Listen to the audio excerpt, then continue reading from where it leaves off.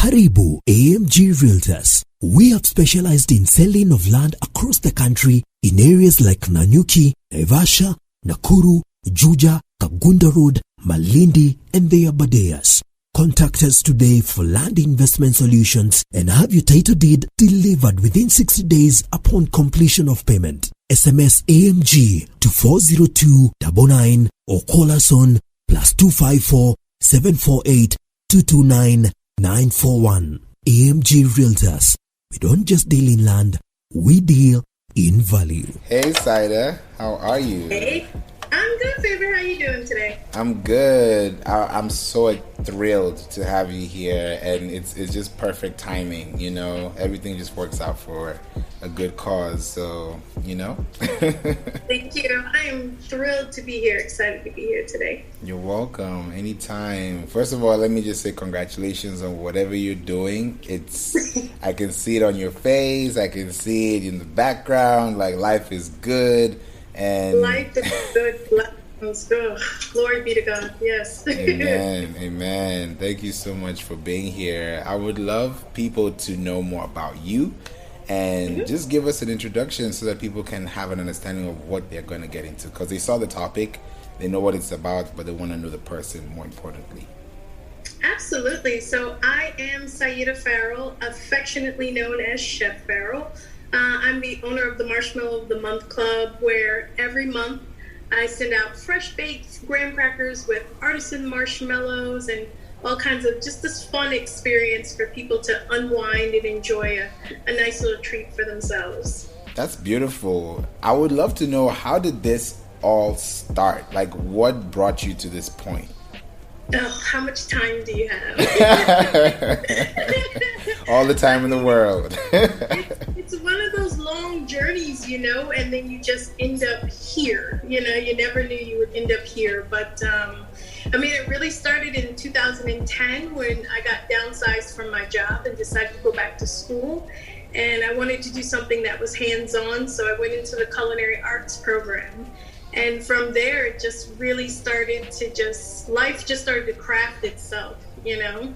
So from there, just working in different restaurants as a pastry cook and really developing my own unique style, presence, pastry, whatever you want to call it. But I eventually started selling my marshmallows in what was called a s'more survival kit.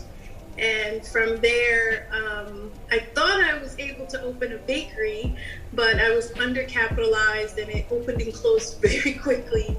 And I still wanted my own. And I started developing this subscription box because it was a lower overhead. I could work from home here in Ohio.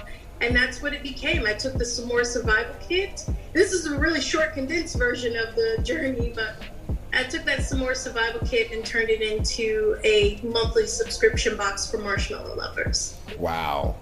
You know, once you mentioned culinary arts, I was like, my head was just spinning. I was like, there's so much that people don't know about the culinary arts. And it's like the culinary arts is very specific. It's like an art in itself. It's like your mind has to work in a certain way. It does. Being innovative and being creative, and depending on where you're at, right? So if you're working on the line during a lunch rush, I mean, you're almost working like in a fog. You're really on autopilot, you know, the different things that you have to cook, managing your time, making sure everything is hot. It's an amazing experience. Adrenaline rush, if you're an adrenaline junkie, it's an amazing adrenaline rush. And then when it's all said and done, then you look around at everything you gotta clean and you're like, oh man. It's like, what did we get ourselves into? Right, exactly. Wow. But I feel like there's beauty in the mess. Yes, absolutely. Yeah, because thinking about the process it takes for someone to come up with an idea, put it together, perfect it, and rinse and repeat, it's like you have to keep doing it to a point where you can even do it with your eyes closed. Absolutely. Mm-hmm. Wow. I'm just thinking like, okay, I want to come and get some marshmallows today. What are the thoughts that are happening in the client's head when they're thinking about this? Because, you know, you can easily go to like Publix or Kroger or Walmart. Right. But like, what makes you stand out? Yeah, definitely. Like Walmart probably has the widest selections of marshmallows that are out there. I mean, and they range in all kinds of different flavors. But what makes me truly unique? There's probably about three things. There's one is the experience. So when you get artisan marshmallows from me and you open this box, it's truly a crafted experience. I wish I had one here in front of me, but I just ran to the post office with this week's marshmallows. But it's truly opening it up and just having that experience because it feels catered to that individual. The other thing is that the way that it's crafted is that you can take the marshmallows and put them in your cocoa, or you can make them into a s'more, or just like these little bites, right? But the biggest thing, two big things that set me apart from walking down that aisle in Walmart is that my marshmallows are made fresh, delivered to you fresh, with no artificial ingredients, no artificial coloring. If I'm making a carrot cake marshmallow, I'm juicing carrots and cooking the carrots down to make this carrot marshmallow, right? And so I have some kitschy flavors. Like this month is lemon, so I'm zesting lemons and juicing lemons and giving you those lemons. And the other thing that sets me apart is that I don't eat pork, and most marshmallows are made with a pork-based gelatin. So I said, let me cater to a different clientele. And so I took the pork gelatin out and started making them with a fish-based gelatin so it's not kosher, but it's kosher friendly, halal friendly, pescatarian, friendly. So I offer those options as well. Does that limit your clientele in any way? Because it's like either we eat pork or we don't. No. The only limitation is for people who are allergic to fish. That's probably about it, if you're allergic to fish. And those people who have gotten in touch with me who are allergic to fish, I can easily make them a vegan or a pork-based, beef-based gelatin. I can use other gelatins to make them marshmallows. So it doesn't limit me, but it does niche me and keep me focused with just doing it with this particular ingredient. Nice. Earlier you mentioned about just shipping the last order for the week. How does this work when people order, and do they have to wait for like 3 days, 5 days, and then the freshness of it, because you want to keep it hot and fresh or cool, and are there instructions they get in the packages? How does this work, and what's the experience like? Yeah, so with your welcome kit, you do get instructions with your welcome kit. Okay. You get the marshmallow probably within 4 days of when I made the marshmallow. But the way that I set up my business model is that when you order from me, it takes 30 days before you actually get the box from me. Oh. It's still fresh, but you're in queue. So you're in a queue for 30 days until you get your next marshmallow. So until you get your first marshmallow. And that's really because of how I set up how I set up the business itself, because I've put $0 into the business. The business is actually paying for itself.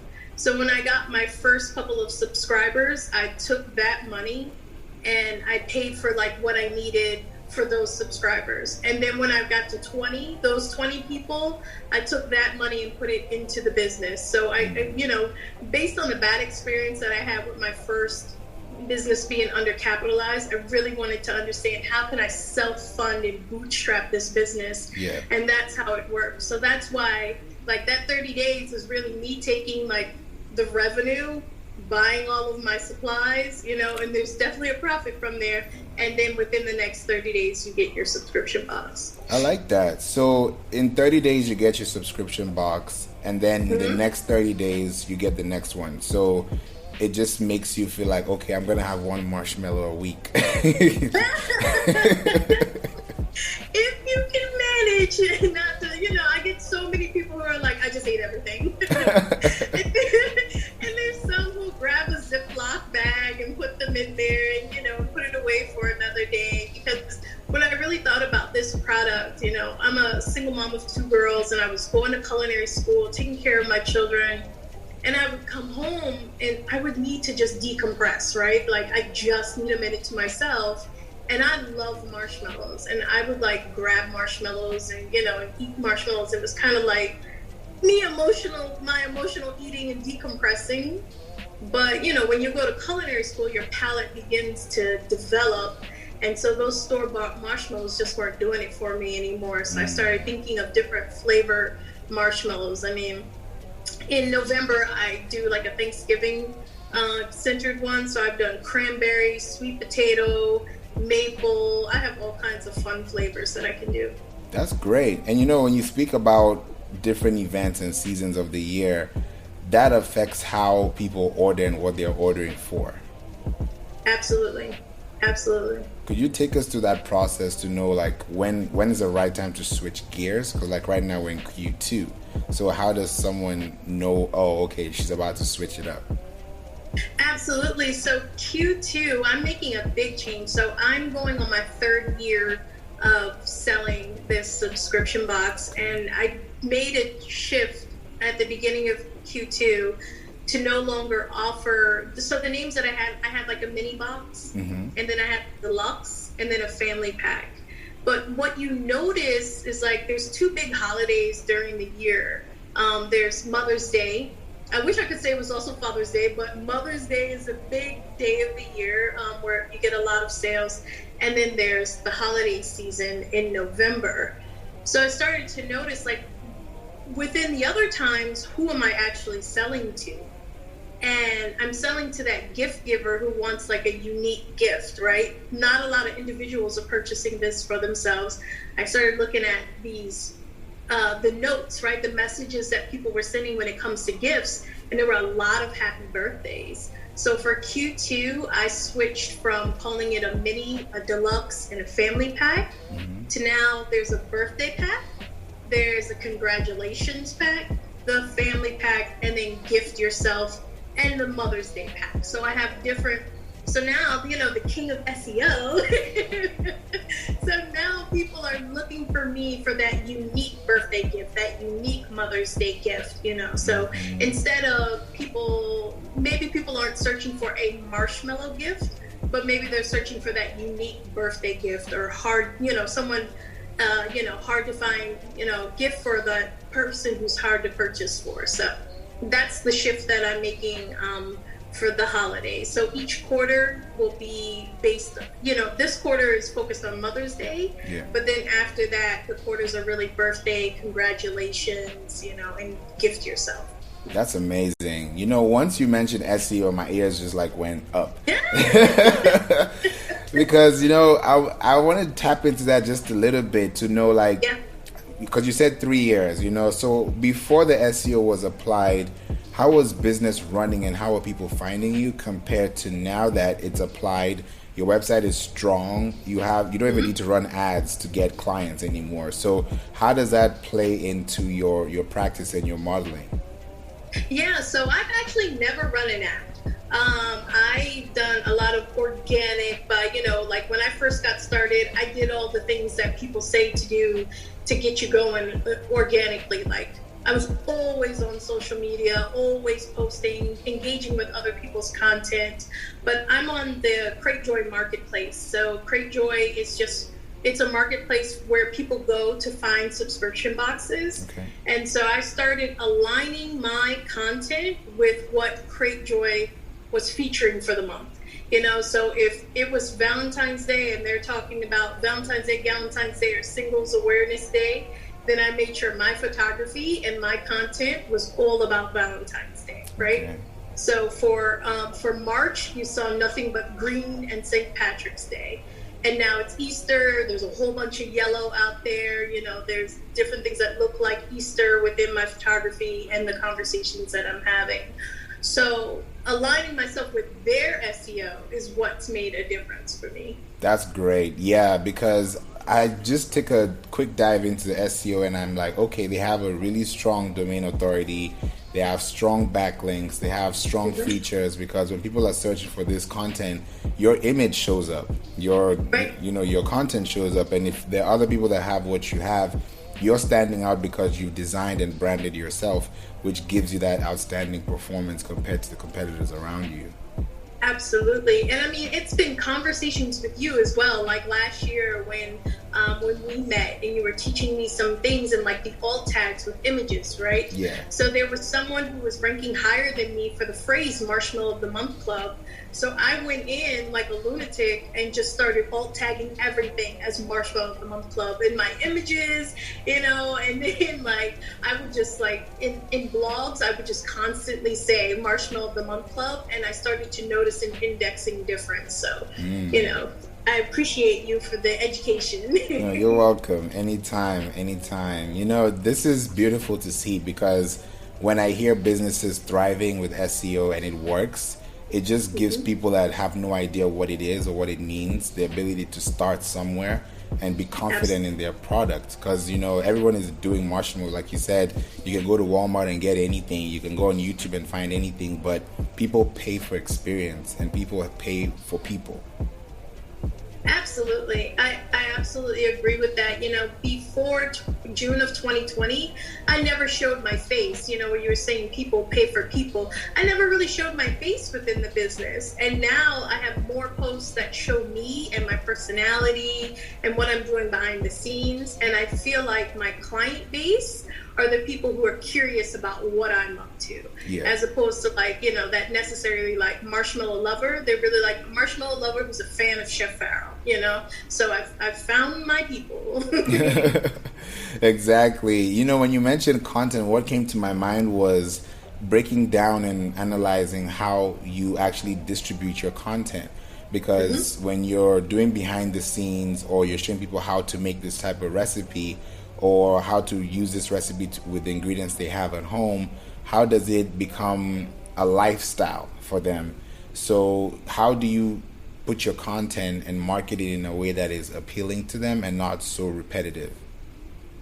Yeah, I think it's, what I find so interesting is more people engage when I'm doing a recipe and it's fast forward. I don't know if that's just like what people are trained to look at when they're in reels or something like that. But, so I looked at my YouTube analytics, and it shows people like my long content, people drop off in 2 minutes, right? So I'm like, so how do I keep them for the entire 2 minutes and they get to see everything within those 2 minutes? So I still have my long content out there for people who want the step-by-step recipe. Yeah. But then I started creating just, whether it's a short or it's a reel within those 60 seconds to be able to speed it up. And then with the tempo of the music, and I see that people finish the entire, YouTube short. So they're looking at the whole thing. So I had to understand that I've only got their attention for 2 minutes, unless they're trying to learn the whole recipe step by step. And, most people are purchasing from me rather than trying to make the recipe themselves. But like I said, so I want to keep them for those 2 minutes, and they finish the entire video. So speeding it up and having a higher tempo of the music. But looking at those YouTube analytics made a difference. Because why waste my time doing all this long content form if they're only interested in 2 minutes of my content? Exactly. That's the sweet spot. Because people spend those 2 minutes and they understand it. Like when you watch your favorite restaurant and you see them, what they're making in the back, you're like, oh, I don't want that, or that is yummy, I want to know how they made it. You're literally giving them an inside scoop of what you're putting in, and that gives them confidence to know that, okay, what I'm eating and consuming is what I've already seen. Absolutely. And I think that's made a difference for me as well when it comes to it. We always talk about this know, like, trust factor, but then me just saying that I don't use artificial ingredients is not the same as them seeing me actually squeeze lemons, to make that marshmallow. So I've gotten comments from people that said, thank you for showing us how you make it. And I was like, oh, I never realized, like, I'm just making content. But I didn't realize that it was building trust as well. Like, oh, she says she uses lemons, and I see her using a lemon. Yeah, definitely. That got me thinking, have you ever thought about doing a challenge? Or if you have, how has that experience been for people who are trying to understand the ropes? What kind of challenge? Like a marshmallow challenge, or like, this is how to make this in 5 minutes or 30 minutes, or... Oh, I mean, I guess I challenge myself all the time because, at some point, I want to go live with my content, but there's some things that you cannot do live when it comes to marshmallows because it takes like 20 minutes. So I'm like, what do I talk about for 20 minutes while this is, on the side? Of course, when you're not live, you can edit it, make it look like a shorter period of time, but I'm trying to figure out how to fill that in. But I think the more of the challenge would be for me to ask my subscribers for like, give me a flavor that's really odd and see if I can make, so that would be one that, because for April Fool's Day, I decided to post, because every month in my Facebook group, I post what the flavor is for the month. Mm-hmm. So on April 1st, I posted this month's flavor is dill pickle marshmallows, right? And so many people believed me. I was going to make dill pickle. So some people were curious and I went ahead and made them and I've shipped them off. So some people are getting dill pickle marshmallows this month. But now when you say a challenge and me thinking about that would be a challenge I would do. I would let someone, because I do reach out and say, what flavor do you want? But I don't do odd flavors. Mm-hmm. So that would be a great challenge would be, so give me an odd flavor for the month and I'll do it. Exactly. I feel like that's what's going to make it even interesting for people to see. Because those flavors are like, oh, I've never seen that before, or I didn't know you could make marshmallows with that flavor, So it sparks that interest and it makes them do some Googling about those recipes before they come back to you and they're like, okay, now we understand it. Absolutely. Yeah, that is amazing to hear. One of the things that I wanted to ask you too, based on content, because you mentioned YouTube Shorts. I know there's TikTok, there's Pinterest ideas, there's Instagram Reels. Out of all the content, including email, what works the best for your business and why? Is there like a combination that you can describe? The wonderful Tamara Louis, she took me behind the scenes in Google Analytics, and I really thought Instagram was my jam. I really thought like it's where I needed to be was Instagram, but I quickly learned that my traffic was coming from Facebook. So what works best for me is Facebook. And I really wanted to figure out, like, why does Facebook work so well for me? Because I have it up all day long. I'm engaging in groups all day long. Like, it's truly, it's a community for me as opposed to just, like, social media. So, I find myself to be a thought leader in different arenas, and I also always think I'm the most hilarious person in the building. So when I see something, I constantly comment on it. I'm over opinionated. So I'm on Facebook in communities and in groups, and I'm constantly posting. And I realized like the first 2 years of my business, I missed an opportunity where my personal banner didn't have like my contact information. It didn't have my business. I never thought of Facebook as a business platform. You really just think of it as keeping in touch with your friends and family, right? Yeah. And then of course you have a Facebook page or you have a private Facebook group. But I never thought about taking my personal Facebook page and making it a piece of my business. And last year when I met with Rachel Spiewak, like she really showed me like how to just take your banner and drive traffic to your Facebook group with your banner, or let people know what it is that you do, because we're entrepreneurs, right? We work for ourselves, and so people need to know what we do.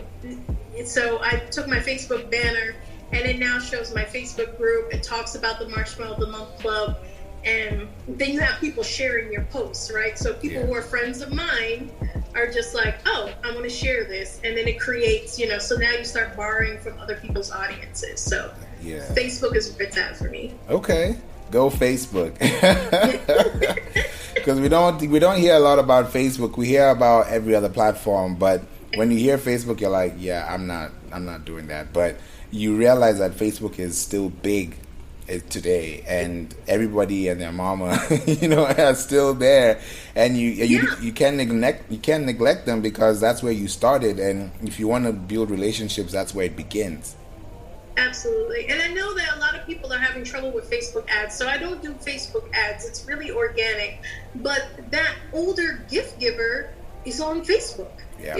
Oh, I never thought of doing Marshmallow. Like Instagram, I don't know if people are really shopping on Instagram or they're looking for inspiration. So I struggle with like Pinterest. Like I struggle with, are people shopping Pinterest, or are they just looking for inspiration? But I know that Facebook, huge on ads, throwing an ad in your face every 5 seconds. So what would be the difference between throwing content in their face every 5 seconds, right? So so it's no different from a Facebook ad showing up in your feed and people seeing the imagery. Because fortunately, I'm in food, and that imagery, it gets you to just stop scrolling, right? There's some pages that I just sit there and I'm just like, I don't need to scroll anymore. I just need to look at this food. So I think I'm very blessed with like having this very visual business on Facebook that people will stop and be more, like, what is this? Let me figure out what this is. Especially when you're posting stuff like, I just made a dill pickle marshmallow, so. That got me thinking too, because I'm like, with food, especially in the industry, what people really look out for is good lighting and bright colors. Yes. Could you talk a little bit about those two elements and how important it is for your business conversion?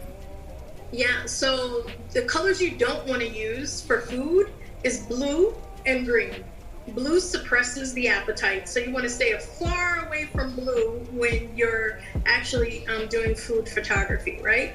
But yellow, orange, and red, just like all the kings and the arches out there, and when you look at their social media and all their ads, it's red, yellow, and orange, because those make your mouth satiate and want more food.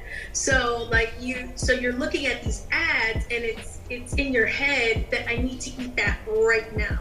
So I try to stick with yellows and reds and oranges, and yellow honey happens to be one of my brand colors. So I try to keep that in there, and so those are the colors that attract people to food. So again, stay away from blue. And then the lighting, I use a lot of natural lighting, and then I go in and edit it. My little photo studio is set up right next to the window. Both of mine are right by windows, so I get a lot of natural light that comes in. I'm not a food stylist, because a lot of food styling is a lot of fake food. I would rather take the photo of exactly what the food is. Like when you see mashed potatoes out there, I'm sorry. When you see ice cream photographed, it's usually mashed potatoes. It's not even ice cream. So you're all excited for this ice cream, and then you get there and it's not the same thing. Or even Burger King's in trouble right now, right? Because they've got false advertising. What's on the screen is not what you get in the store, right? Right. So I try to make sure that there are some tricks. So when I'm shooting cocoa, it is my cocoa. It's not all the tricks that they have to make cocoa look like cocoa. So. Wow. Thank you so much for highlighting that, because colors really rule the day, and people don't see it, but they actually see it subconsciously. Subconsciously, absolutely. 100%. Wow. If there's one thing that you want to tell any shopper that's shopping for food, what should they be looking out for? Some people don't even check the expiry date, for example. So what are the best pro tips you can give them when they're doing their own research about food? Oh boy, I mean, there's so many categories though, right? So where do we even begin? Fish should not smell fishy. Fish should smell like the ocean. Right, so when you're buying fish, it should smell like the ocean. It should not smell like, it shouldn't be real fishy. So that's one of the things about fish. An unlimited internet speed. What else? Give me a category. I would say like your satisfaction is guaranteed. Breads, and when people are having marshmallows as well, putting in the fire, like what are those things that they need to focus on so they're not burning themselves either? Yeah, right. So breads, actually, again, I just learned this recently. I've been buying breads that are lower in calories, and they have more water in it than anything else. So that was really interesting about breads. Oh, here's a good thing, right? People are looking for low-fat options, but low-fat options typically have more sugar, right? Or if it's, so you think you're doing well with getting rid of the fat, but it's actually adding more sugar into your diet. Look for oleic acid. Oleic oil, OLEIC. It's a diuretic, so you really don't want that in your food. Sugar, OSE. Everything that ends in OSE is a sugar. So you may be looking for like cane sugar, but there's fructose, glucose, sucralose. There's so many different kinds of sugar if it ends in OSE. Oh, and my biggest one that my kids dislike me for because it means they can't eat Doritos is MSG, right? So I stay away from MSG as much as possible, which is so funny because, when my grandmother passed, I tried to make her fried chicken and I just couldn't get it right at all. And I asked my uncle, I was like, what is the secret to her fried chicken? And it's accent, which is MSG. So that's one thing that I stay away from. I can talk about food all day long. Nah, that's a big one. That really helps because people don't really look at, like, even when they buy bread, they don't read the total calories or the fat or the protein. They don't, the carbs. It's like, right. we just see the price and that's what we're getting. And it's like, imagine Absolutely. what you're putting in your body. Absolutely. I mean, because even when you look at serving size, right? So it may say that like the serving size is 2 slices of bread, or typically it will say the serving size is 1 for when it's a slice of bread, and it's 140 calories, right? But how often do we eat 1 slice of bread? We usually eat 2, so you need to be able to double that when it's saying that the serving size is 1 slice when it comes to bread. Yeah. That's a good pro tip right there. But make your own bread. It's simple, easy. I love making bread. How does someone even start that if they're wanting like bread? Oh, me? How? Making your own bread. Start with a no knead, KENAD recipe. No knead bread recipe. I mean, it's an easy way to like make fresh bread at home, and then you can start experimenting with adding old yeast to your bread and adding different herbs and spices to your bread. So there's so much you could do with bread. I'm surprised I'm not bigger than what I am. I love bread, but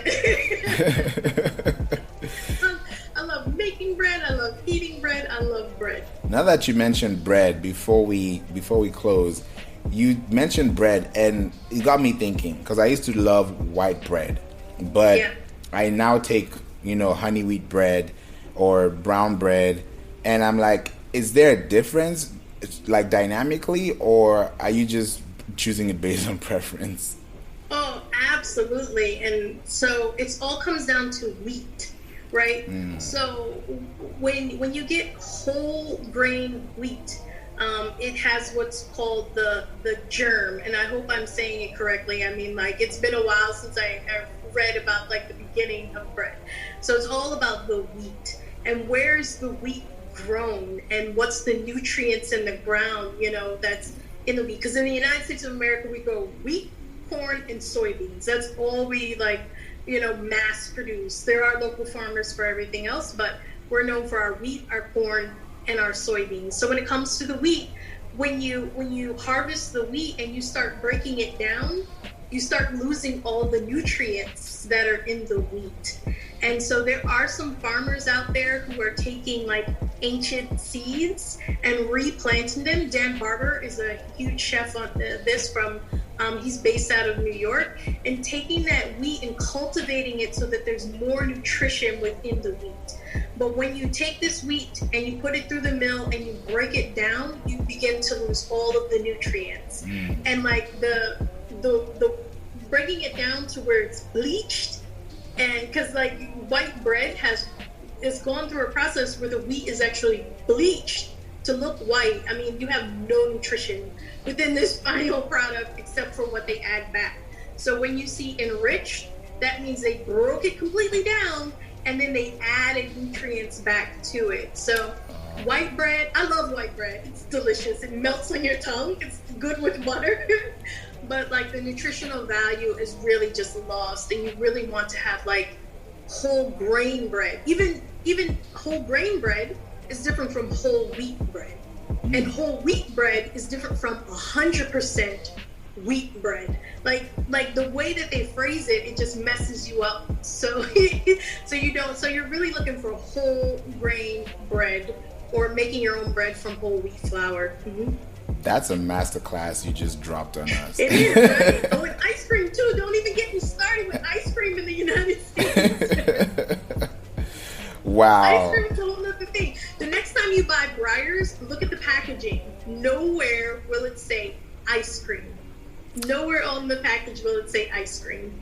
It will say a dairy dessert, I think is what they use, because there's certain stipulations of how much air. So when you make ice cream, so I used to make ice cream as well. So when you make ice cream, you have to churn it for a long period of time. And, well, not for a long period of time, but you churn the ice cream and it incorporates air into it, right?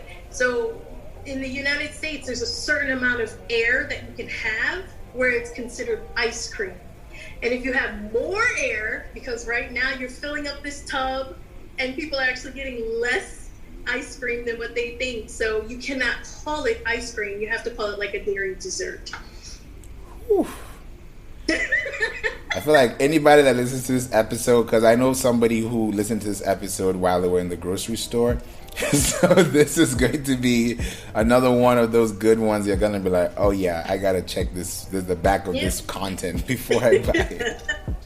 So make your own ice cream. It's easy enough to do with making your own ice cream. Just getting a little ice cream churning machine and make your own ice cream and play with the flavors. You'll have a lot of fun with it. Amazing. Wow.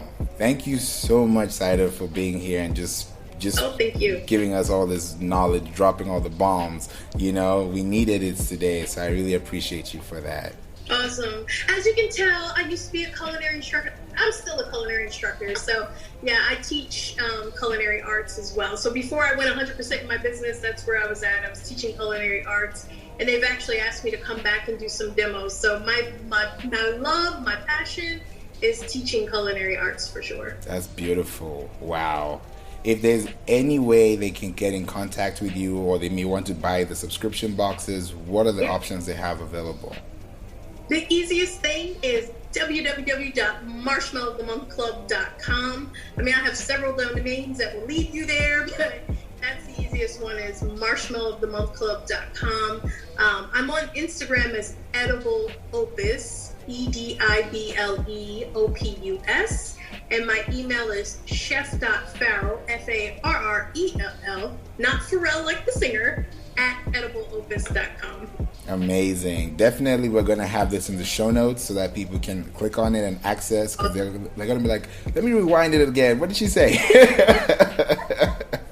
You want to make it as convenient. I'm very verbose. I apologize. No, I love it. I love it because it keeps people on their toes. They're always like, okay, we know what's coming, so let's make sure that we get everything. You know how you open a book and you read the back of it before you start? It's kind of like the same thing. That's me. I have to watch a trailer of every movie. I cannot watch a movie unless I watch the trailer. I need to know the premise. Exactly. Wow. This has been a blessing. Thank you so much for being here to We Don't Play podcast show, and we're definitely going to bring you back very soon. Oh, thank you for having me, Favor. Have a great day. Thank you. You too.